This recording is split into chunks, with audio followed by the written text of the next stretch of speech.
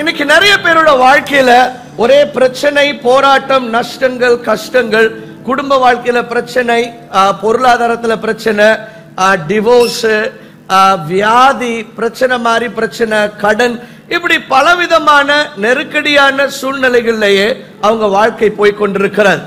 ஆனா இப்ப ஆண்டவர் இதத்தான் நம்ம வாழ்க்கைக்கு பிளான் பண்ணிருக்கிறாரா, இப்படித்தான் நம்ம வாழ்க்கை இருக்கணும்னு ஆண்டவர் விரும்புறாரா அப்படின்னு சொல்லி பார்த்தா நிச்சயமாக இல்லை. ஏன்னா நம்முடைய வாழ்க்கைக்கு ஆண்டவர் அழகான திட்டங்களை வைத்திருக்கிறார். ஒரு அருமையான யோசனையை ஆண்டவர் நம்முடைய வாழ்க்கைக்கு என்று வைத்திருக்கிறார். இந்த டைரக்டர்ஸ் எல்லாம், மூவி டைரக்டர்ஸ் எல்லாம், திரைப்பட டைரக்டர்ஸ் என்ன பண்ணுவாங்கன்னா, அவங்களுடைய மொத்த படத்துக்கும் ஒரு ஸ்டோரி போர்ட் கிரியேட் பண்ணுவாங்க. ஸ்டோரி போர்ட்னா என்னன்னா, ஒவ்வொரு சீனும் எப்படி இருக்க போகுது அப்படிங்கறத முதவே அதை வரைஞ்சிடுவாங்க. இதுதான் ஃபர்ஸ்ட் சீனு, இதுதான் ரெண்டாவது சீனு, இதுதான் மூணாவது சீனு, அப்படி ஒவ்வொரு சீனையும் வரைஞ்சிடுவாங்க. இப்படிதான் இருக்க போகுது. அதத்தான் அப்படியே கேமரால எடுப்பாங்க. So most of the directors என்ன பண்ணுவாங்கன்னா, ஒரு ஸ்டோரி போர்டை கிரியேட் பண்ணுவாங்க. இப்படிதான் இருக்க போகுது இந்த படம் அப்படின்னு சொல்லி. இப்படி ஆண்டவர் நம் ஒவ்வொருடைய வாழ்க்கை குறிச்சும் ஒரு ஸ்டோரி போர்டை ஆண்டவர் ப்ரிப்பேர் பண்ணி வச்சிருக்கிறார்.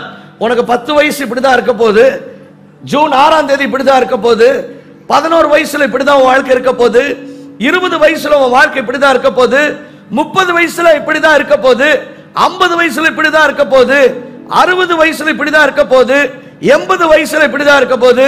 இப்படி ஆண்டவர் ஒரு அழகான ஸ்டோரி போர்டை ஆண்டவர் ஆயத்தம் பண்ணி வச்சிருக்கிறார். வசனம் சொல்லுகிறது, ஆண்டவர் தம்முடைய உள்ளம் கைகளிலே நம்மை வரைந்து வைத்திருக்கிறார். வரைஞ்சு வச்சிருக்கிறார்னா நிறைய நேரத்தில் நம்ம என்ன நினைக்கிறோம் அப்படின்னா, ஏதோ ஆண்டவர் அப்படியே கையை எடுத்து அழகா ஜர்சனை மூக்க போட்டு அப்புறம் கண்ணெல்லாம் வச்சு முடியெல்லாம் போட்டு அப்படியே வரைஞ்சு வச்சிருக்கிறார். நம்மளை பார்த்து வாவ் அப்படின்னு சொல்லி நிறைய நேரத்தில் ஆண்டவர் உள்ளம் கையில வரைஞ்சு வச்சிருக்காருங்க போது நம்முடைய மைண்ட்ல என்ன மென்டல் பிக்சர் வருது அப்படின்னு சொன்னா, ஆண்டவர் ஏதோ அப்படியே படத்தை வரைஞ்சு வச்சிருக்கிற மாதிரி. இல்ல இல்ல, வசனம் சொல்லுகிறது, God has engraved us in the palm of his hands. உங்க படத்தை வரைஞ்சு வச்ச ஆண்டவர் என்ன பண்ண போறாரு? கையிலையா பார்க்கணும்? அவர் ரொம்ப தூரமா இருக்கிறோம். இன்னைக்கு நிறைய பேர் வாலெட்ல எல்லாம் பிக்சர் வச்சிருப்பாங்க, மனைவியோட பிக்சர், பிள்ளைங்களோட பிக்சர். டிராவல் பண்ணும்போது எடுத்து பார்த்துவாங்க, பாரு மனைவி. ஆண்டவர் உங்களை ரொம்ப மிஸ் பண்றாரு, பரலோகம் ரொம்ப தூரமா இருக்குது. ஆண்டவர் மிஸ் பண்ணும் போதெல்லாம் எங்கடா ஜெர்சன் அப்படியே கண்ணில் சூப்பர் சூப்பர். இல்ல இல்லைங்க, ஆண்டவர் உங்களை பார்க்கணும், உங்களை நேர்லயே பார்த்துருவாரு. ஆமென். ஆண்டவர் வரைஞ்சு வச்சிருக்கிறாருன்னா என்னன்னா, உங்க வாழ்க்கைக்கு என்ன நடக்கணும், உங்க வாழ்க்கைக்கான திட்டம், உங்க வாழ்க்கையின் ஒவ்வொரு தருணம், ஒவ்வொரு நாள், இது எல்லாவற்றையும் அவருடைய திட்டங்களை ஆண்டவர் அழகாக வரைஞ்சு வைத்துல பொறித்து வைத்திருக்கிறார். ஆமென். இங்கிலீஷ்ல என்கிரேவ்டு இருக்கு, அப்படின்னா அழகா பொறிச்சு வச்சிருக்காரு. இதுதான் ஜெர்சனுடைய வாழ்க்கையில நடக்கணும், இதுதான் வந்துட்டு ஆபிரகாமோட வாழ்க்கையில நடக்கணும், இதுதான் ரமேஷோட வாழ்க்கையில நடக்கணும். இப்படி ஆண்டவர் ஒரு அழகான ஸ்டோரி போர்டை ப்ரிப்பேர் பண்ணி வச்சிருக்கிறார். இப்படி ஆண்டவர் உங்க லைஃபுக்குன்னு போட்ட அந்த ஸ்டோரி போர்ட்ல, அந்த கதை களத்துல, அந்த ஸ்டோரி லைன்ல அப்படியே நீங்க ஐசியூல இப்படி படுத்துட்டு இருக்கிற மாதிரி, அப்படியே பைக்ல இருந்து விழுந்து மல்லாக்க கிடக்கிற மாதிரி, அதுக்கப்புறம் பிசினஸ் ஆரம்பிச்சு எல்லாமே ஓஞ்சு போன மாதிரி, டிவோர்ஸ் ஆகி குடும்பம் பிரிஞ்ச மாதிரி, இப்படி ஒரு சீனுமே கிடையாது. என்ன நம்புறதுன்னா நீங்க நம்புங்க. ஆமென். ஏன்னா வசனம் சொல்லுகிறது, உன்னை குறித்த என்னுடைய நினைவுகள், for the plans and the thoughts that I have for you are for you to prosper. அப்படின்னா நீங்க செழித்திருக்கும்படிக்கான திட்டங்களை தான் ஆண்டவர் வச்சிருக்கிறாரா.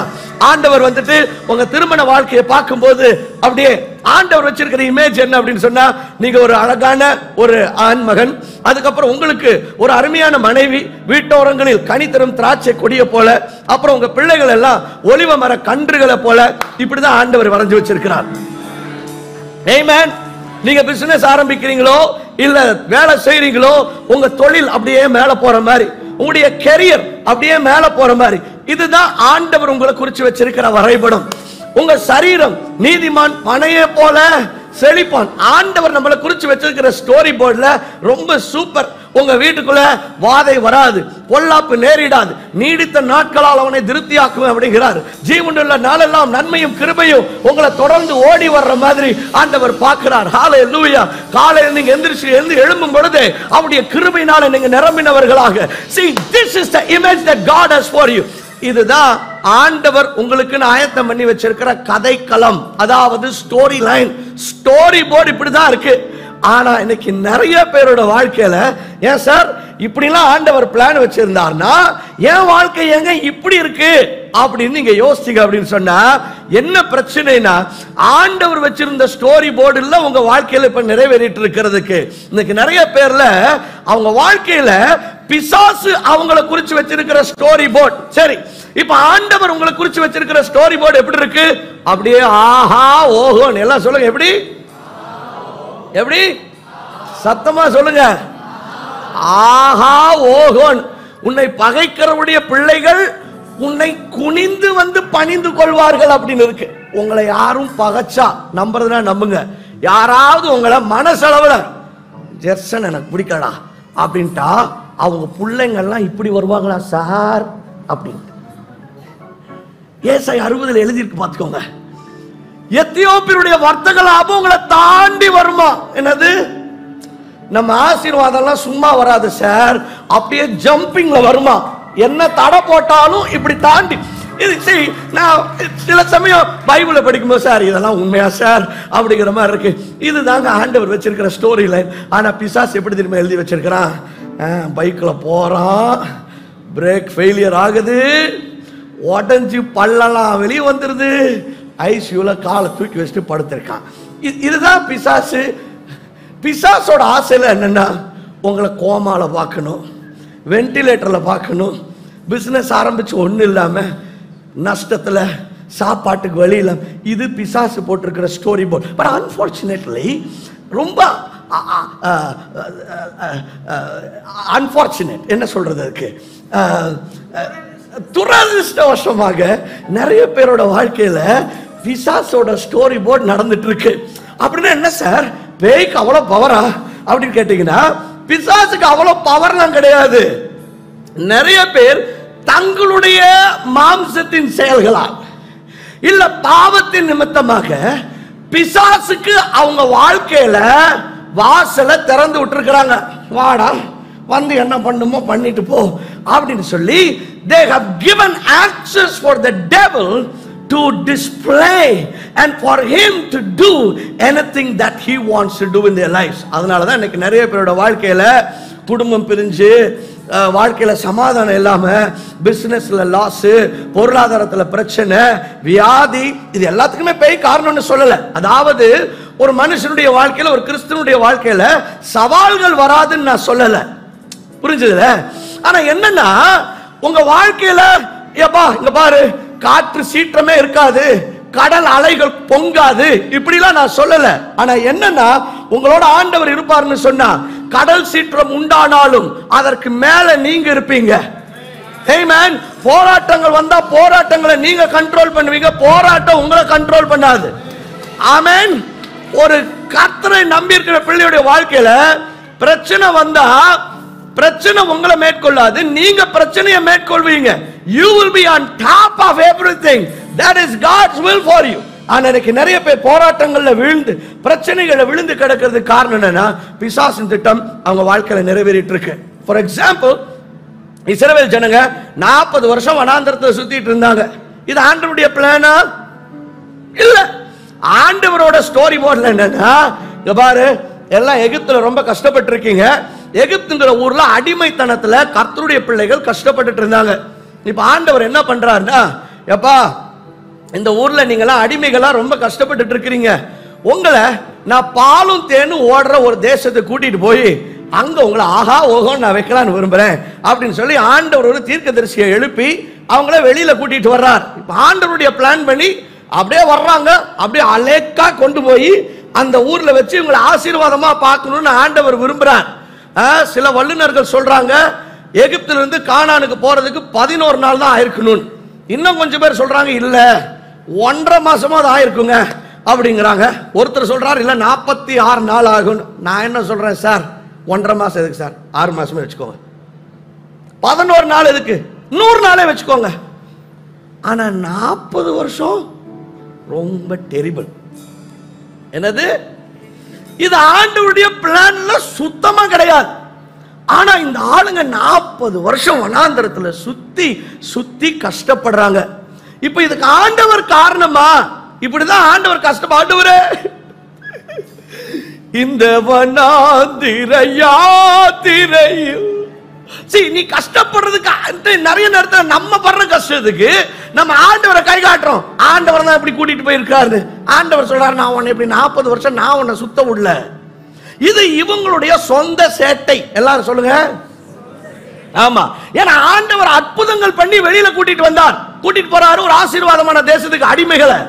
இவங்க வர்ற வழியில என்னன்னா வாயை வச்சுட்டு சும்மா ஆளுங்க. என்னது தமிழ்ல சொல்லுவாங்க, நுணல் தன் வாயால் கெடும். கேள்விப்பட்டிருக்கீங்களா?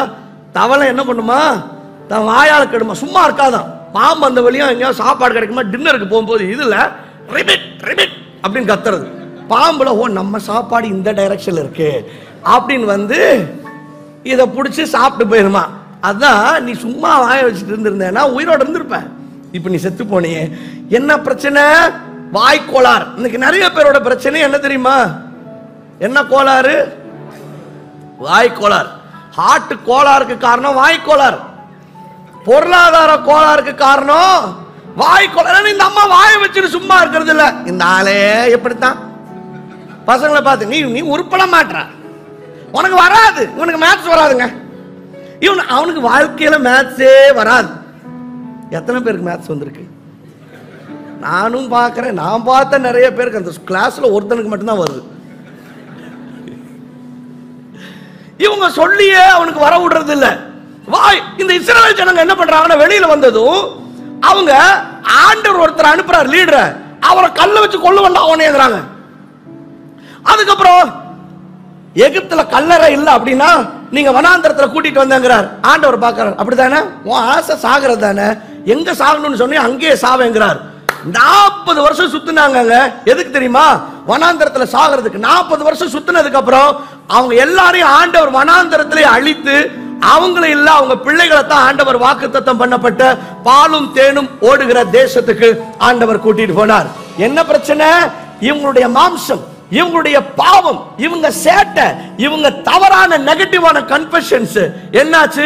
வனாந்தரத்துல 40 வருஷம் சுத்துறாங்க. இப்ப இதுக்கு ஆண்டவர் காரணமா? இல்ல. ஆண்டவருடைய பிளான் என்னன்னா அப்படியே கொண்டு வாங்க வைக்கணுங்கிறது. ஆனா இவங்க தேவையில்லாத பிரச்சனையில தங்களுடைய சொந்த மாம்சத்தின் கிரியினால அப்படி சுத்திட்டு இருக்கிறாங்க. யாக்கோபு அருமையான பிளான் ஆண்டவர் அவருக்குன்னு வச்சிருந்தார். ஆனா இந்த மனுஷன் 20 வருஷம் மாமனார் வீட்டுல கஷ்டப்படுறாங்க. எங்க வீட்டுலாலும் கஷ்டப்படலாங்க, மாமனார் வீட்டுல கஷ்டப்படக்கூடாதுங்க. கரெக்டா பேசுறேன்னா இல்லையா? மாமனார் வீட்டுல 20 வருஷம் இவரோட பிளெஸிங்க பார்த்து ஆண்டவர் இவரை பிளஸ் பண்றார், ஆசீர்வதிக்கிறார்.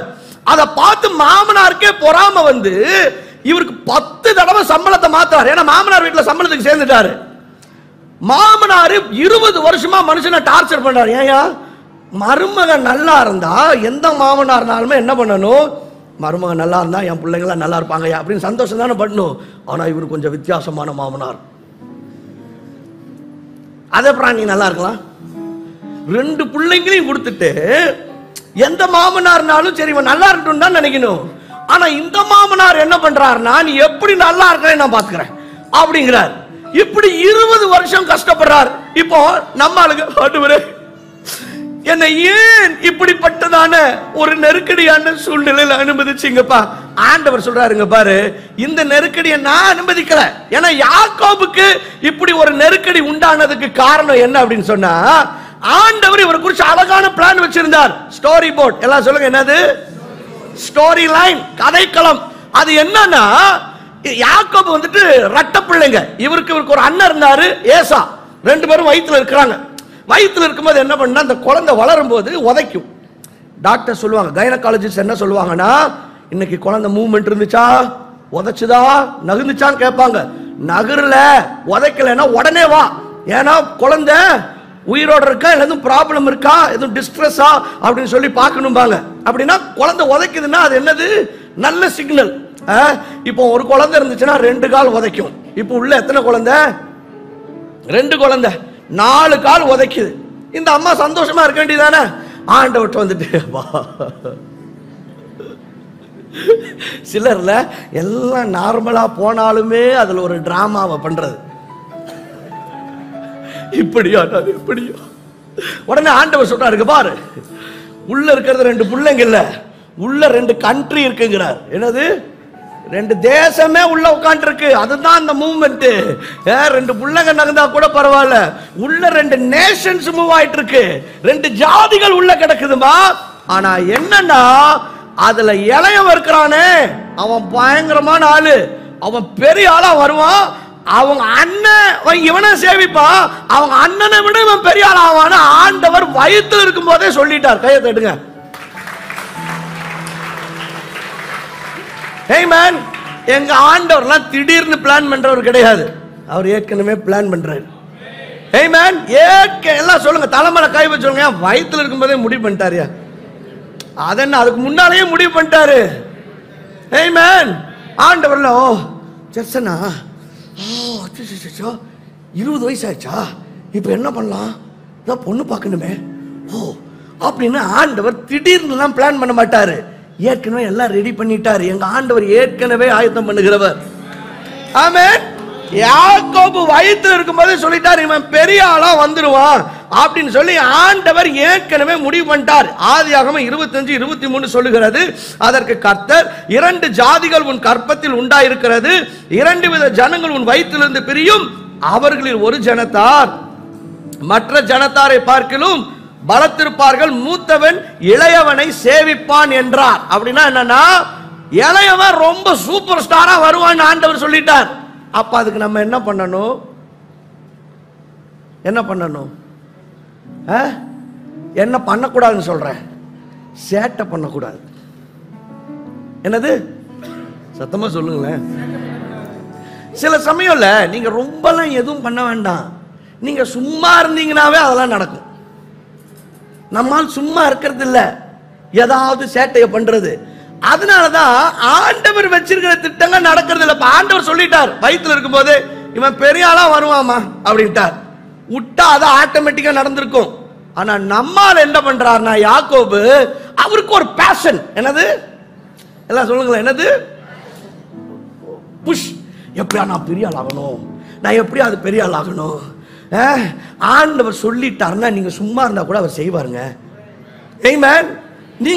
நீங்க பண்ற பெரிய ஹெல்ப் என்னன்னா சேட்டை பண்ணாம இருக்கிறது தான். இப்ப இவர் என்ன பண்றாருன்னா, எப்படியாவது நான் பெரிய ஆள் ஆகணும் அப்படின்னு சொல்லி பார்த்துக்கிட்டே இருக்கிறார். ஒரு நாள் அவங்க அண்ணன் வந்துட்டு வேட்டையாடுவார். வேட்டையாடிட்டு டயர்டா வீட்டுக்கு வர்றார். வரும்போது தம்பி கூழ் காய்ச்சிட்டு இருக்கார். இவர் வந்துட்டு நல்ல அம்மா புள்ள. என்னது? அம்மா புள்ளைன்னா அப்பப்போ கொஞ்சம் ஃபேவரட்டிசம் இருக்கும். இவர் அம்மா புள்ள வீட்டில் உட்காந்து சமாள் பண்ணிட்டு இருக்கார். அண்ணன் பசியோட வர்றான். வந்தது இவன்கிட்ட கேட்கறான், டே உங்க பசியா இருக்கா? செத்துரும் போல இருக்கு. நம்ம ஆளுங்கள்ல சும்மா வேறு வந்துட்டாப்பா, உயிரே போற மாதிரி இருக்கு. வேற என்னென்னமோ வார்த்தை இருக்கு, அதெல்லாம் சொல்லக்கூடாதா? உயிரே போற மாதிரி இருக்கு, தலையை பிச்சுக்கலாம் மாதிரி இருக்கு. தலையை பிச்சுக்கிறதுக்கு பேர் என்ன தெரியுமா? அதெல்லாம் அதுக்குன்னு ஸ்பெஷலிஸ்டா ஒரு டாக்டர் இருக்காரு, அவர் மட்டும்தான் உங்க தலையை பிப்பார். மற்ற நார்மல் சர்ஜன் கூட பண்ண முடியாது. கரெக்டா? இப்போ நம்ம அவங்க சொல்றது, உடனே இவன் சொல்றான், ஐயோ உயிர்வன் போல செத்துருவன் போல இருக்கு, ஏதாவது சாப்பிட கூடாது அப்படின்றது. நம்மால் வெயிட் பண்ணிட்டு இருந்தார்ல, ஏன்னா நம்மளுக்குள்ள ஒரு புஷ், எப்படா நான் பெரிய ஆள் ஆகணும்டா அப்படின்னு வெயிட் பண்ணிட்டு இருந்தா, இந்த அண்ணன் என்ன இருந்துச்சுன்னா சேஷ்ட புத்திர பாகம்னு ஒண்ணு இருந்துச்சு. அப்படின்னா ஒண்ணும் இல்ல, அந்த காலத்துல நீங்க பிறந்திருந்தீங்கன்னா, நீங்க மூத்த மகனா இருந்தா உங்க தம்பிங்களுக்கு எல்லாம் 10 கோடி அப்பா கொடுத்தாருன்னா உங்களுக்கு 20 கோடி கொடுப்பாரு, அப்படியே டபுள். அதுக்கு பேர் தான் சேஷ்ட புத்திர பாகம்.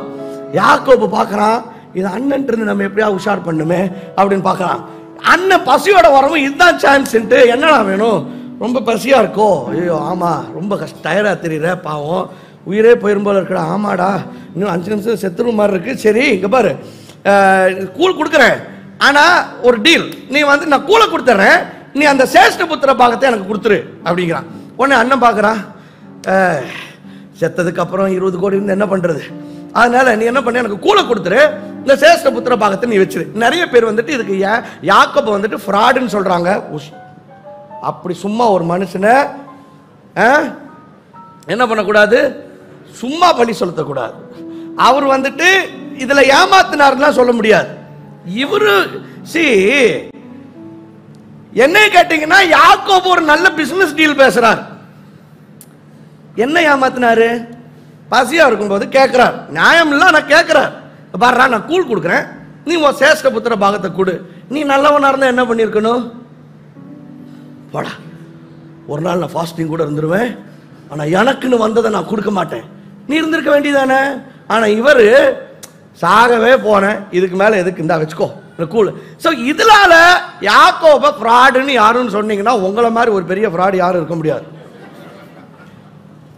ஓகே, யாக்கோபு நல்ல டீல் பேசுறாரு, அவரு அண்ணன் விழுந்துறார், இது ஓகே.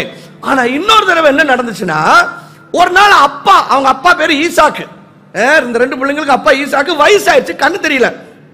அவர் என்ன பண்றாருன்னா, மூத்தவனை கூப்பிடுறாரு, யாக்கோபோட அண்ணனை கூப்பிடுறாரு, டேய் ஏசா இங்க வாடா, எனக்கு வயசாயிடுச்சு, கண்ணு வேற தெரிய மாட்டேங்க, நான் உன்னைய ஆசீர்வதிக்கணும்னு விரும்புறேன் அப்படின்னு வந்து பிளஸ் பண்ணுங்க டாடி. டே எந்திரன், இப்படிலாம் உட்காரக்கூடாது, நீ போய் வேட்டையாடி அப்பாவுக்கு பிடிச்ச மாதிரி சமையல் பண்ணி கொண்டுட்டு வா, நான் சாப்பிட்டு சந்தோஷமா மனசார உன்னை நான் ஆசீர்வதிக்கிறேங்கிறார்.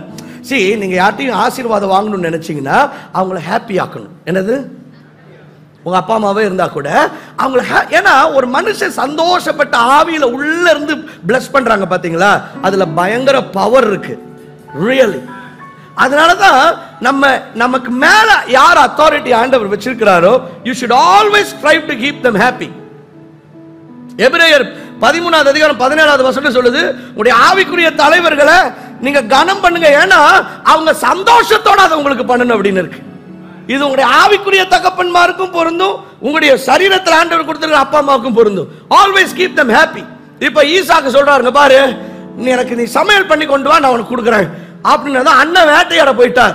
இத அம்மா கேட்டுட்டு இருந்துட்டு சொல்றாங்க, நீங்க வாடா தம்பி அப்படிங்கிறாங்க. உடனே யாக்கோபு வர்றான், இல்ல உங்க அண்ணனை உங்க அப்பா ஆசீர்வதிக்க போறானா, வேட்டையாட போயிருக்கான், அதுக்குள்ள நீ அதை ஏதாவது உஷார் பண்ணு அப்படிங்கிறாங்க. அம்மா எப்படி பாருங்களேன், அம்மா அது எப்படிமா, அவன் வேட்டையாட போயிருக்கான், மானுன்னு கொண்டு வருவான், என்கிட்ட அரை பரவாயில்ல, நீ ஆடை பிடிச்சிட்டு நான் மான் மாதிரி பண்ணி தரேன், எனக்கு தெரியும் உங்க அப்பாவுக்கு என்ன பிடிக்கும். உடனே இவர் ஒரு தோட்டத்துல போய் வயல்ல ஆட்டை பிடிச்சிட்டு வர்றாரு, அம்மா மான் மாதிரியே பண்ணிட்டாங்க. பண்ணுனது இவரும் அண்ணன் மாதிரியே நடிச்சு வாய்ஸ் எல்லாம் மாத்தி அப்பாட்ட ஆசீர்வாதத்தை வாங்கிட்டார். இப்ப அண்ணன் வர்றான், ஏற்கனவே சேஷ்ட புத்திர பாகத்தை வாங்கிட்டான், இப்ப இந்த ஆசீர்வாதத்தை வாங்கலான்னு வந்த மானோட வர்றாரு, நம்மால ஆசீர்வாதத்தை உஷார் பண்ணிட்டு சுத்திக்கிட்டு இருக்காரு. எப்படி இருக்கும் பாருங்க, நல்லவனா இருந்தாலுமே கோவம் வராது. உங்களை பார்த்து விடுவீங்களா சொல்லுங்க. சொத்து பேசும்போது எப்படிலாம் பேசுறீங்க, அவனுக்கு நீ பிளாட் கொடுத்த, எனக்கு நீ வந்துட்டு அவனுக்கு 3 பெட்ரூம் கொடுத்த, எனக்கு 2.25 பெட்ரூம் தான் நீ கொடுத்துருக்க, விடுமா, கூட பிறந்த அண்ணா எவனா கோர்ட்ல பேசிக்கிறான், வாடா அப்படின்னு கூட்டிட்டு போவோம், அப்படித்தானே. அப்ப கோர்ட் இல்ல, அதனால நம்மால என்ன பண்ணாரு, அண்ணனுக்கு கோவம் வந்து கத்தி எடுத்துட்டாரு. டேய் இன்னைக்கு இங்க ஒரு கொலை நடக்க போகுது, எவன்டாங்க, டேய் எங்கடா அப்படின்னு அம்மா பார்த்தாங்க. டேய் என்னடா அவங்க அண்ணன் உன்னை கொலை பண்ணலான்ட்டு இருக்கிறான், நீ ஓடிரு, அவன் இருக்கிற கோவத்துக்கு கண்டிப்பா உன்னை போட்டுருவான், ஓடிரு அப்படிங்கிறாங்க. உடனே யாக்கோபு கையில் இருந்த குச்சி வாக்கிங் ஸ்டிக்கோட ஓடுறாரு. அம்மா சொல்றாங்க, டேய் இந்த பக்கமா ஓடு, எங்க அண்ணன் வீடு அந்த பக்கம் தான் இருக்கு, ஓடி எப்படியாவது பொழைச்சுக்கோங்கிறாங்க. ஓடுறாரு, ஓடி வேற ஒரு ஊருக்கே போயிட்டாரு. போய் ரொம்ப தூரம் ஓடி எப்படியோ மாமா வீட்டுக்கு போயிட்டாரு. அதுக்கப்புறம் மாமாவா மாமனாரா மாத்திட்டாரு, அது வேற விஷயம். ஏன்னா போன வீட்டுல பார்த்தா 2 பிள்ளைங்க இருந்துச்சு, பாக்குறதுக்கு லட்சணமா இருந்துச்சு. அவரு பார்த்தாரு, சரி கஷ்டம் வந்தாலும் இப்ப நல்லபடியாக வந்திருக்கு அப்படின்னு சொல்லிட்டு மாமாட்ட வேலை செய்யறாரு.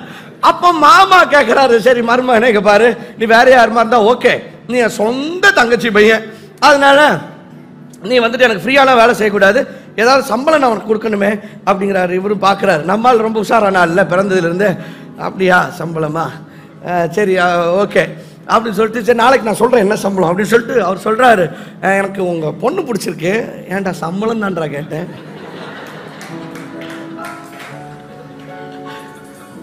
அப்படியா, சரி யாரோ ஒருத்தனுக்கு கொடுக்கறதுக்கு நம்ம மருமகனுக்கே கொடுத்துட்டா போச்சு அப்படின்னு சொல்லிட்டு சரி கொடுத்துடலாம், எனக்கு வந்து மூத்த பொண்ணு வேண்டாம், எனக்கு 2வது பொண்ணு வேணுங்கிறாரு.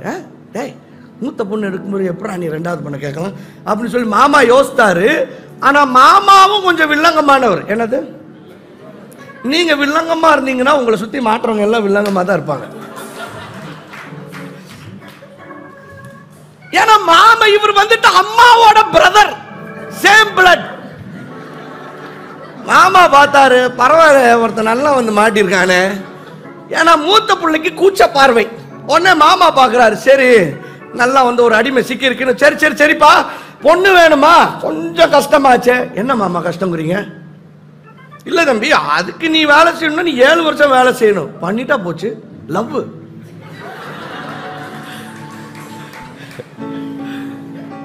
ஆனா நம்புறதுல நம்புங்க, இது ட்ரூ லவ்ங்க. 7 வருஷம் யாராவது லவ் பண்ணா நீ 7 வருஷம் வேலை செய்யடா, அதுக்கப்புறம் வான்னு சொல்லுங்க, வர்றானான்னு பாருங்க. ஆனா எங்க அது 7 வருஷம் வேலை செய்யறான் ஒரு பிள்ளைக்காக. சரியா? மாமாவும் பார்த்துட்டே இருக்காரு. நான் சொன்னேன்ல, மாமா ரொம்ப வில்லங்கமான பார்ட்டி. ஏன்னா இவனுக்கு மாமா எப்படி இருப்பாரு.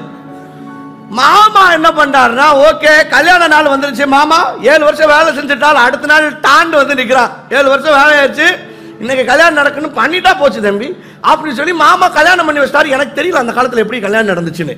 ஆனா கல்யாணம் முடிச்சதுக்கு அப்புறம் பார்த்தா தான் தங்கச்சிக்கு பதிலா அண்ணனுக்கு அக்காவை கல்யாணம் பண்ணி வச்சிட்டாரு. அவன் சண்டை போடுறான், என்ன மாமா நான் கேட்டது 2வது பொண்ணை தான் கேட்டேன், நீங்க இப்படி மூத்த பிள்ளைய கல்யாணம் பண்ணி வச்சிட்டீங்க, இப்படி பண்ணிட்டீங்களே அப்படின்னு. சரி இப்ப என்ன கெட்டு போயிருச்சு, அந்த பொண்ணையும் எடுத்துக்கோ. என்னையா மாவுனாரு அப்படியா? அப்படிதான். ஆனா அந்த பொண்ணுக்கு நீ 7 வருஷம் வேலை செய்யணும். இப்படி பாவம் நம்மால 14 வருஷங்க. என்னது பக்கத்துல யாராவது இப்படி கஷ்டப்பட்டு இருப்பீங்களா? ஒரு பிள்ளைக்காக 14 வருஷம் வேலை செய்யறாருங்க. ஆனா 14 வருஷம் மட்டும் இல்ல, ஆக மொத்தத்தில் 20 வருஷம் வேலை செஞ்சாராம். அவர் கடைசியில மனைவிகள்ட்ட சொல்லி வருத்தப்படுறார், உங்க அப்பா என்ன 20 வருஷம் வேலை செய்ய வச்சு என் சம்பளத்தை 10 தடவை மாத்தி இருக்கிறாரு அப்படிங்கிறார். இப்படி மாமனார் வீட்டுல கஷ்டம். இப்ப நம்ம எடுத்த பிரச்சனை என்னால் புரிந்து கொள்ள முடியாது, ஒரு வேதனை தாங்க முடியாது. எதற்காக என்னுடைய வாழ்க்கையில இப்படி எல்லாம் அனுமதிச்சீங்க தெய்வமே? ஆண்டவர் சொல்றார், நானா அனுமதிச்சேன். ஏண்டா நானா அனுமதிச்சேன்? நீ பண்ண வேலை, நீ பண்ண சேட்டை, சும்மா இல்லாம உங்க அண்ணனை ஏமாத்தி உங்க அப்பாவை ஏமாத்தி நீயா ஓடி வந்துட்டு இன்னைக்கு ஆண்டவரே என்னுடைய வாழ்க்கையில ஏன்? ஆமா ஆண்டவர் தான் செக் போஸ்ட் போட்டு டைஃபாய்டா போ போ போ, என்னது காலராவா போப்பா அவன்ட்டு தான் போ, போப்பா. ஆண்டவர் என்ன செக் போஸ்ட் போட்டு செக்யூரிட்டி வேலையா பார்த்துட்டு இருக்காரு? இல்லங்க, நீங்க தான் அங்க போனீங்க. சிலர்ல அவங்களா பிரச்சனையில போய் மாட்டிட்டு எதற்காக என்னுடைய வாழ்க்கையில இப்படி ஒண்ணு அனுமதி? நான் அனுமதிக்கவே கிடையாது, போனது நீ. Are you with me? You see, a lot of people end up blaming the devil and they end up blaming God, saying, God, why have you allowed this in my life? ஆண்டவரே எதனால என் வாழ்க்கையில் இப்படி எல்லாம் நடந்துட்டு இருக்கு? நஷ்டம், divorce, கஷ்டம், வியாதி, என் பிரச்சனை எதனால ஆண்டவர் இப்படி எல்லாம் நடந்துட்டு இருக்கு? ஆண்டவர் சொல்றாரு, பாரு உன் வாழ்க்கையை பத்தி நான் வரைஞ்சு வச்சிருக்கிற ஸ்டோரி போர்ட்ல, நான் எழுதி வச்சிருக்கிற கதை களத்துல, ஸ்டோரி லைன்ல இப்படி ஒரு காரியமே இல்ல. இது பிசாசு உன்னை குறித்து எழுதி வச்சது. ஆனா அது எப்ப நிறைவேறும்னா, நீயாக உன்னுடைய மாம்சத்துல முடிவுகளை எடுக்கும் பொழுது. It was out of his flesh. யாக்கோபு மாம்சத்திலே செயல்பட்டு அவராக அந்த பிரச்சனைகளை போய் மாட்டுகிறார். அவர் மாம்சத்திலே செயல்பட்டு அவராக அந்த நெருக்கடியில போய் மாட்டுகிறார், அந்த இன்னல்ல போய் மாட்டுகிறார். ஆனா எனக்கு ஆண்டவர் ஒரு நல்ல செய்தி உங்களுக்கு சொல்லுகிறார், நீ உன்னுடைய தவறுகளாலேயே போய் அப்படி ஒரு காரியம் உன் வாழ்க்கையில நடந்திருந்தாலும் இன்னைக்கு உன்னுடைய கதை களத்தை, உன்னுடைய ஸ்டோரி லைனை, உன் கதையை நான் மாற்றி எழுதுகிறேன் ஆண்டவர் சொல்லுகிறார். My God is able to rewrite stories for you. He can rewrite the story of your career. He can rewrite the story of your business. He can rewrite the story of your marriage. உங்களுடைய திருமண வாழ்க்கை, உங்களுடைய பிள்ளைகளுடைய வாழ்க்கை, உங்களுடைய குடும்ப வாழ்க்கை, உங்க பிசினஸ், இவை எல்லாவற்றையும் கதையை ஆண்டவர் திரும்பி மாற்றி எழுத அவர் வல்லமையுள்ளவராக இருக்கிறார். ஆண்டவர் சொல்றார், நான் அதை பண்ண போறேன்னு சொல்லி. Amen. How many of you are shouting hallelujah and amen to that? Amen. ஆண்டவர் சொல்றார், நான் மாத்தி எழுதுறேன். See, கதையை மாத்தி எழுதுறதுல எங்க ஆண்டவர் ஒரு பெரிய எக்ஸ்பர்ட். Amen. ஆண்டவர் ஆதாம் ஏவாளுக்கு ஒரு ஸ்டோரி லைன் வச்சிருந்தார். அது என்னன்னா, ஒரு அழகான பூமி, அதுல ஒரு அழகான ஒரு ஆண்மகன் ஆண்டவரே படைக்கிறார். ஆண்டவர் படைச்சா எப்படி படைச்சிருப்பார்? இப்படி வயிறுலாம் இப்படி வச்சா இல்ல, நல்ல வி ஷேப், பார்க்கறதுக்கு பயங்கரமா இருக்கிறாரு, கெத்தா இருக்கிறாரு. அவருக்கு தூங்க வச்சு அவருக்கு ஒரு அழகான மனைவி ஆண்டவரே பண்ணி கொடுத்திருந்தா மனைவி எப்படி இருந்திருக்கும்? கண்டிப்பா மூக்கு மூலியமா லட்சணமா தான் இருந்திருக்கணும். இப்படி ஒரு அழகான மனைவி. இவங்களை ஆண்டவர் ஒரு அழகான தோட்டம், ஏதேன் தோட்டம் சும்மாவா இருந்திருக்கும்? ஆண்டவரே பண்ணியிருந்தா கண்டிப்பா ரொம்ப அழகான ஒரு தோட்டம் தான். இதுல நல்ல அழகான கனி மரங்கள், என்னென்ன மரம்லாம் சொல்றீங்களோ எல்லாம் அங்க இருக்கு. மாம்பழ மரம் இருக்கு, கொய்யா மரம் இருக்கு, அன்னாசி பழம் இருக்கு நிலத்துல. அப்புறம் வேற என்ன, மாதுளம்பழம் இருக்கு, ஸ்ட்ராபெரி இருக்கு, ராஸ்பெரி இருக்கு, ப்ளூபெரி இருக்கு, பெர்சிமன் இருக்கு, ஆவக்காடோ இருக்கு. நீங்க என்ன பழம்லாம் சொல்றீங்களோ அழகழகான பழங்கள் அங்க இருக்குது. நடுவுல ஒரே ஒரு மரம் மட்டும் இருந்துச்சு. ஆண்டவர் சொல்றாங்க, பாரு வாழ்க்கையை 2 பேரும் என்ஜாய் பண்ணுங்க, ஆனா அந்த மரத்தை மட்டும் சாப்பிடாதீங்க. ஆண்டவர் வச்சிருந்த ஸ்டோரி போர்டு என்னன்னா, ஒரு அழகான தம்பதியர் ஒரு அழகான தோட்டத்துல ஆண்டவர் சொல்றாரு, பழுகி பெருகி பூமியை நிரப்புங்க, அதை ஆண்டு கொள்ளுங்கள் அப்படின்னா, அந்த அழகான தோட்டத்தில் ஒரு அழகான தம்பதியை விட்டு ஆண்டவர் சொல்றாரு, பெருகுங்கப்பா. என்னது? பெருகி ஆளுங்க. அப்படின்னா நீதான் ராஜா, நீதான் மந்திரி. Okay bye. அந்த பழத்தை மட்டும் சாப்பிடக்கூடாது, சரியா அப்படின்னு சொல்லிட்டு போறாரு. அவர் இந்த பக்கம் போனாரு. 2 பேரும் பழத்தை சாப்பிட்டாங்க. என்ன நடந்துச்சு? மரணம் வந்தது, நிர்வாணமானார்கள். இப்ப இது ஆண்டவர் எழுதி வச்ச ஸ்டோரி லைனா? இல்ல. ஆண்டவர் எழுதி வச்ச கதை என்னன்னா, 2 பேரும் பழுகி பெருகி ராஜா ராணியா மொத்த பூமியை ஆளுகை செய்யறாங்க. இதுதான் கடவுள் வச்ச திட்டம். ஆனா பிசாசு வச்சிருந்த திட்டம் என்னன்னா, எப்படி அதை நான் உருப்படாம பண்றேன் பாரு. ஆனா என்னன்னா, பிசாசுக்கு பவர் இல்ல அதை செய்யறதுக்கு, நீங்க கோஆபரேட் பண்ணால் ஒழிய. Are you with me? Amen. இப்ப எதனால இதெல்லாம் நடந்துச்சு? பிசாசோட ஸ்டோரி லைன், பிசாசு எழுதி வச்சிருக்கிற அந்த ஸ்டோரி போர்ட், அவன் எழுதி வச்சிருக்கிற அந்த கதை எப்ப நிறைவேறும் அப்படின்னு சொன்னா, நம்ம பாவத்தினால நம்முடைய செயல்பாடுகளால நம்ம கோஆபரேட் பண்ணும்போது தான். ஆனா ஆண்டவர் என்ன பண்ணார்னா, சரிடா இப்படியே 2 பேரும் சாகுங்க அப்படின்னு விடல. ஆண்டவர் என்ன பண்ணார்னா, ஓகே நம்ம அதை கொஞ்சம் மாத்தி எழுதுவோம் அப்படின்னு சொல்லிட்டு ஆண்டவர் கதையை கண்டினியூ பண்றாரு. அந்த கதை எப்படின்னா, கடவுளே மனுஷனா இந்த உலகத்துல வர்றாரு, அவர் சிலுவையில நமக்காக மரிக்கிறாரு, ரத்தத்தை சிந்தி அவருடைய ரத்தத்தால மனுஷனை திரும்ப மீட்டெடுத்து, அதுக்கப்புறம் திரும்ப ஒரு அழகான புது வானம் புது பூமியை உருவாக்கி, அதுல நம்மளையெல்லாம் வச்சு நம்மோடு கூட அவர் வாழ்ந்து, அவரோடு கூட நாம் அந்த பூமியை அரசாட்சி செய்வோம். இதுதான் ஆண்டவர் திரும்ப எழுதின கதை வசனம். எப்படி இருக்கு? கை தட்டுங்க. This is the new storyline that God wrote. Amen. இப்ப யாக்கோபு தன்னுடைய பாவத்தினால, தன்னுடைய பிரச்சனைகளால, தன்னுடைய சுய முடிவுகளால மாமனார் வீட்டுல கஷ்டப்படுறார். ஆண்டவர் பார்த்து, ஏண்டா உனக்கு நான் எவ்வளவு அழகான பிளான் வச்சிருந்தேன், இப்படி போய் மாமனார் வீட்டுல அசிங்கப்பட்டு இருக்கிய, படு பட்டாதான் தெரியும் அப்படின்ட்டு ஆண்டவர் போல. ஆண்டவர் சொல்றாரு, சரி உன் கதை வசனத்தை மாத்தி எழுதுற அப்படிங்கிறார். என்ன நடந்துச்சு தெரியுமா? வீட்டை விட்டு வெறும் ஒரு கோலோட, இங்கிலீஷ்ல வாக்கிங் ஸ்டிக்னு இருக்கு, நடக்கிற கைத்தடியோட ஓடி போன ஒரு வாலிபன் 2 பரிவாரங்களோட ஒரு பெரிய ஐஸ்வர்யவானாக திரும்ப வரும்படி ஆண்டவர் மாற்றி எழுதுகிறார். கையை தட்டுங்க சத்தம்பா. ஹல்லேலூயா. இன்னொரு பிரமாதமான ஸ்டோரி இருக்கு. ஒரு இளம் ஒரு பெண்மணி, வீட்டுக்காரர் செத்து போயிடுறார். இப்போ ஒரு ஏழை இளம் விதவை, அவளதான் வாழ்க்கையே முடிஞ்சிருச்சு, இதுக்கு மேல ஒரு என்ன எது நடக்கிறதுக்கு இல்ல அப்படிங்கிற மாதிரி அவங்க வாழ்க்கை ஆயிடுச்சு.